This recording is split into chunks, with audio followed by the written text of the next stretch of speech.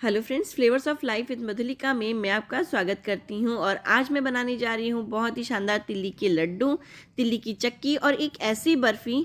तो जो भी व्यक्ति है ना, जिनके दांतों में थोड़ा सा प्रॉब्लम होता है कि उनके जाकर वो तिल फंस जाता है ना, तो आप इस बर्फ़ी को आराम से बनाकर खा सकते हैं और वो वाली टेंशन भी ख़त्म हो जाएगी कि दांतों में फंस गई है।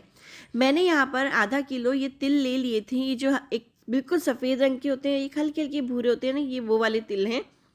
इन्हें मैं एक कढ़ाई के अंदर, जो बड़ी कढ़ाई लीजिएगा, आधी किलो हमें लड्डू बनाने हैं या आधा किलो जो तिल है हमारी, उससे हम ये बर्फ़ी और चक्की बनाएंगे। इस वजह से आप आराम से इन्हें सेकें। 10 से 12 मिनट आपको लगेंगे इन्हें सेकने के लिए। यहाँ पर मैंने जो है एक गुड़ लिया है। ये गुड़ की क्वांटिटी भी आधा किलो है, यानी कि आधा किलो तिल के लिए आपको आधा किलो ही गुड़ की ज़रूरत होगी। तो इस तरीके से आप चक्कू की सहायता से आप इसे बारीक बारीक इस तरीके से काट लीजिए। नहीं तो आपके पास अमाम दस्ता होगा, आप उसके अंदर भी डालकर इसे अच्छे से कूट सकते हैं। तो आपको इसके छोटे छोटे पीस करने हैं। तो आप दोनों ही चीज़ें जो हैं वो आप साथ में कर सकते हैं। बीच बीच में आप तिल को भी हिला सकते हैं। जो तिल मेरे अच्छे से जब पक गए थे, यानी कि सिक चुके थे, तो उसकी हल्की हल्की सौंधी सौंधी खुशबू आई, तो मैंने उन्हें निकाल लिया है। अब उसी कढ़ाई के अंदर मैंने 1 चम्मच जो है घी डाला है। और घी डालने के बाद में मैंने जो आधा किलो मेरा गुड़ था वो मैंने इसके अंदर डाल दिया है। ये प्रोसेस जो आपको करना है ना, आप लो फ्लेम पर ही करें, लो टू मीडियम फ्लेम पे। हाई फ्लेम पे करेंगे ना तो आपका गुड़ जल जाएगा और एक गंदी सी स्मेल आएगी ना, वो आपको अच्छी नहीं लगेगी। 10 से 12 मिनट के बाद में इसके अंदर आप देखेंगे कोई भी लम्स नहीं रहा है, सारा गुड़ जो है वो अच्छे से पिघल गया है।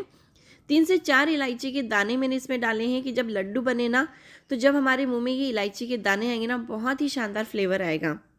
गुड़ का जब बिल्कुल लम्स हट जाएँ, ख़त्म हो जाए, वो अच्छे से पिघल जाए, तो आप अपने तिल इसको डाल दें। इसके बाद की प्रोसेस थोड़ी सी आपको फास्ट करनी है। फटाफट आप गुड़ और तिल को एक साथ मिलाने की कोशिश करें। गैस की फ्लेम आप चाहें तो बंद कर सकते हैं, और अगर चाहें, ज़्यादा सर्दी है तो आप इसको बंद ना करें, बिल्कुल लो फ्लेम पर ही आप, और जो छोटा वाला बर्नर वाला गैस होता है ना, उस पर ये काम करें। तो यहाँ पर ये अच्छे से मिल चुका है ना, तो आप हथेली पर हल्का सा घी लगा लें इस तरीके से, क्योंकि ये भी काफ़ी गर्म होता है ना, हमारे हाथ पे ना चिपके। इस गरम गरम को ही आपको धीरे धीरे ना, आपको इसके लड्डू बांधने की कोशिश करनी है, क्योंकि अगर ये ठंडा हो जाएगा ना तो ये बहुत सख्त हो जाएगा और ये लड्डू नहीं बनेंगे अच्छे से। धीरे धीरे आप इन्हें शेप दें और ये इस तरीके से आराम से गोल बन जाएंगे लड्डू। तो मैंने इसी तरीके से 10 से 12 लड्डू बना लिए थे। अभी बाकी की जो प्रोसेस है उसके अंदर सेकंड तरीके की मैं आपको चक्की बनाना सिखा रही हूँ।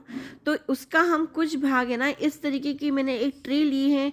आपके पास में जो भी इस तरीके की गोल प्लेट हो, जो हल्की हल्की सी उभार वाली हो ना, वो आप ले लें और उसके अंदर आप इस तिल को और गुड़ को डाल दें आराम से। तो अभी ये बिल्कुल ठंडा नहीं हुआ था, मैंने आपको कहा था मैंने लो फ्लेम पे रखा हुआ है, तो हल्का हल्का सा गुड़ पतला ही है। इसे आप अपने हाथ की सहायता से हल्का हल्का सा इस तरीके से प्रेस करें और बिल्कुल प्लेन आपको इनको करना है। जितनी चक्की आप मोटी रखना चाहते हैं ना, उतना ही मोटा इनके रखें। गरम गरम जब ये होना, तभी आप हल्का सा चाकू से इस तरीके से कट लगा लें। वही वाली बात है कि जब ये ठंडा हो जाएगा तो बहुत ज़्यादा सख्त हो जाएगी और आप इसकी चक्की काट नहीं पाएंगे।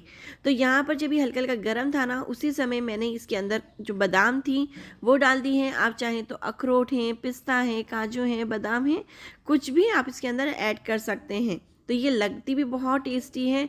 और आपने जो इसमें घी डाला था, जब हमने गुड़ को पिघलाते वक्त घी डाला था ना, तो घी डालने का कारण यही था कि आपकी जो लड्डू बनेंगे, आपकी जो चक्की बनेगी ना, वो बहुत सॉफ्ट बनेगी। तीसरे तरीके की प्रोसेस मैं उन व्यक्तियों के लिए बनाना चाह रही हूँ, जैसे हमारे दादा होते हैं, घर में दादी होते हैं, बड़े लोग होते हैं ना, जिनकी दांतों की उनको प्रॉब्लम होती है और उनके जाके तिल फंस जाते हैं उनके दांतों में। तो इस तरीके से नहीं फंसेगी। आप मिक्सी के ग्राइंडर में आप डालें इन्हें और पल्स मोड पे इस तरीके से आप इनका फाइन पेस्ट बना लें। तो ये हल्का हल्का टूटा हुआ है, आप टेंशन ना लें, आप इसे हल्के से हाथ से प्रेस करें। या फिर मैंने इस तरीके से एक कागज़ ले लिया था, जिसको ऊपर से कवर करके और चम्मच की सहायता से आप इसे फ्लैट कर लें।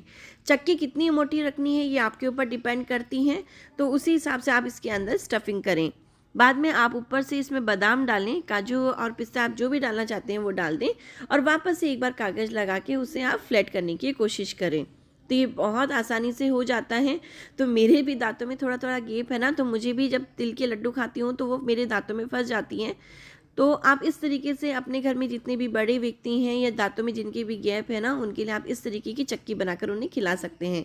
तो तैयार है मेरा तो इस मकर संक्रांति पे बहुत ही शानदार तिल्ली की ये लड्डू और इस तरीके की ये तिल्ली की बर्फ़ी, तो ये बहुत सॉफ्ट होती हैं, आपको कहीं से कहीं तक इसमें बहुत ज़्यादा मेहनत नहीं करनी पड़ेगी खाते वक्त।